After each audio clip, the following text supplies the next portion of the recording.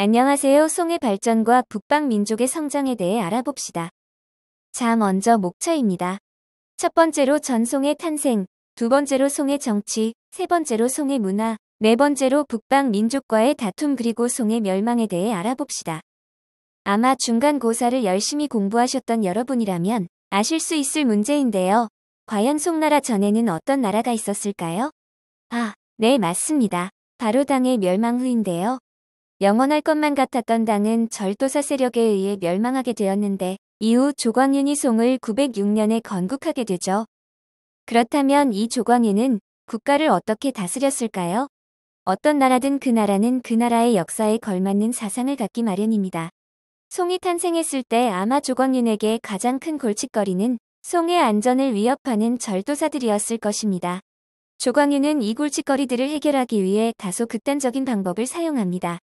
바로 문치주의 무보다는 문을 더 중요시 여기는 문치주의를 국가의 이념 삼아 다스리기 시작합니다. 또한 과거엔 과거제가 명문가의 사람이 합격하기 쉬웠다면 조광윤은 과거제의 시험을 자신이 주관하여서 황제에 대한 존경심을 높였습니다. 또한 이러한 문치주의로 송대에는 유교적 소양을 갖춘 새로운 지배층인 사대부 계층이 형성되었습니다. 이러한 탄탄한 기틀 아래에 국가가 설립되고 그런 나라들이 항상 그런 듯이 송의 문화는 발전해 나갔습니다. 농사의 경우 모내기법 등 농업 기술이 발달하여서 농업 생산량이 증가하게 되었습니다. 또한 수공업이 발달하여 상인층이 늘어나게 되었습니다. 또한 상업에 이용되던 동전과 교자라는 지폐는 아시아 곳곳을 돌아다니게 되었습니다. 또한 우주의 원리와 인간의 본성을 탐구하는 성리학이 만들어졌으며 과학기술도 발전하게 됩니다. 상업의 발달은 다르게 말하면 시민들의 생활 수준이 높아졌음을 뜻하기도 합니다. 수도인 카이펑 또는 항저우 같은 대도시 사이에선 서민 문화들이 활발히 발달하기 시작합니다.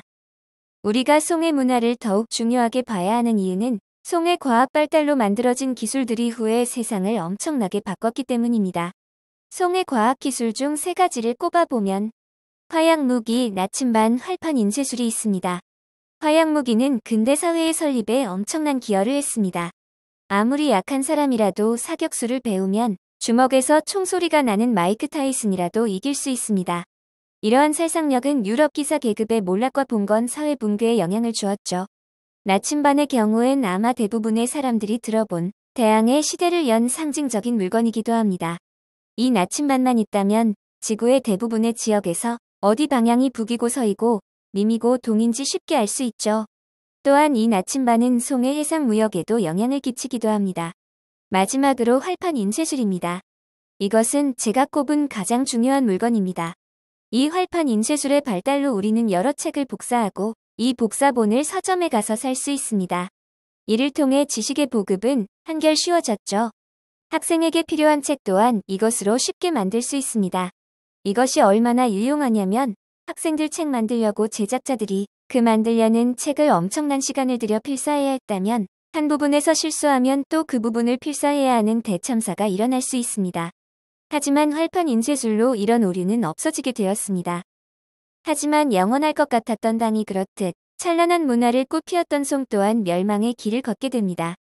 송은 내부부터 썩어 문드러지기 시작했습니다. 송대에는 문치주의를 통해 국가를 다스려 내부 반란과 절도사 세력의 강화를 막았지만 이는 다르게 말하면 국방력이 약해진다는 것을 뜻합니다. 이런 약한 국방력은 경쟁자들의 세력 확장을 막을 수 없었습니다. 거란의 야이라보기는 부족을 통일하고 916년 황제의 자리에 오른 이후 발해를 멸망시킨 강력한 국력으로 송을 압박하기 시작했습니다.